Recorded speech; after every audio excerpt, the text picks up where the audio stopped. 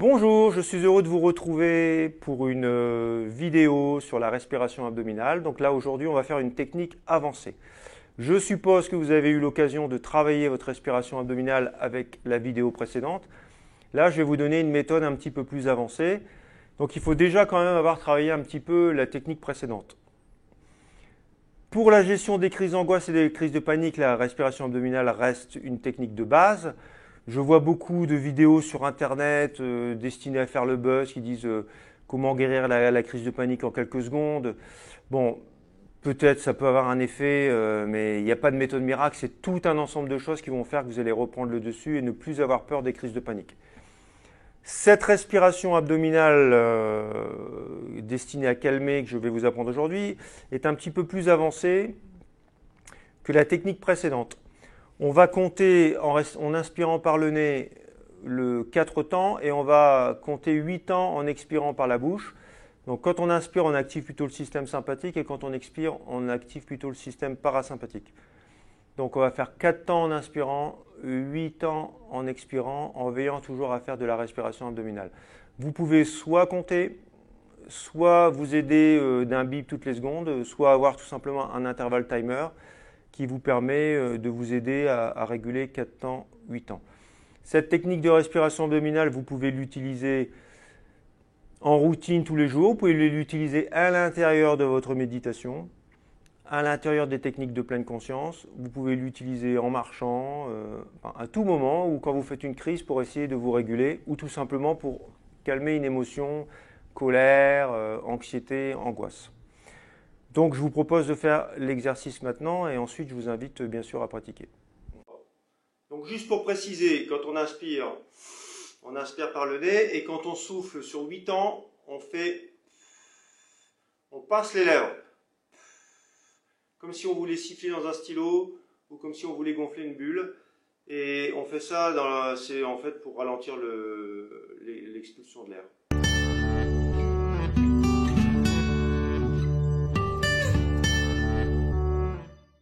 On peut utiliser un interval timer ou on peut tout simplement compter soi-même.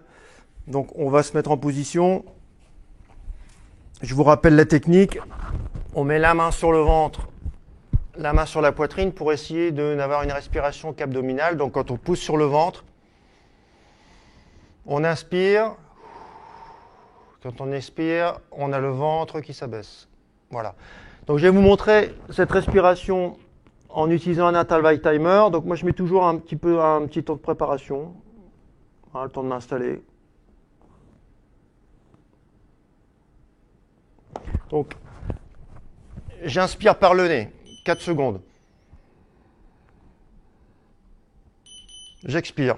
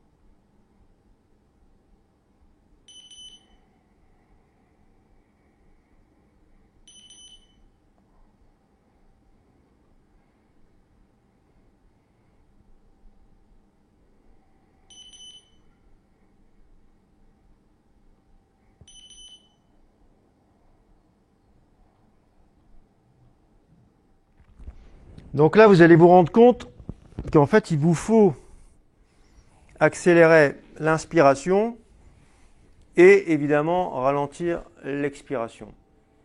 Donc au début, ça va vous sembler un petit peu court, peut-être vous aurez besoin de reprendre votre souffle, mais vous allez voir que c'est une respiration qui calme vraiment de façon très importante et on peut l'intégrer dans la méditation, notamment quand on rumine beaucoup. Voilà, j'espère que cet exercice va vous aider. Donc si vous n'avez pas de timer, enfin maintenant on peut trouver des applications facilement. Il faut juste trouver un timer qui permet de faire 4 secondes et 8 secondes et qui se répète. Donc il y a des applications comme Jimboss ou il y en a sûrement d'autres. Enfin c'est peut-être la plus facile à programmer. Sinon, vous pouvez tout simplement compter 4 temps et 8 temps d'expiration. Si vous avez un métronome, que vous êtes musicien, c'est facile.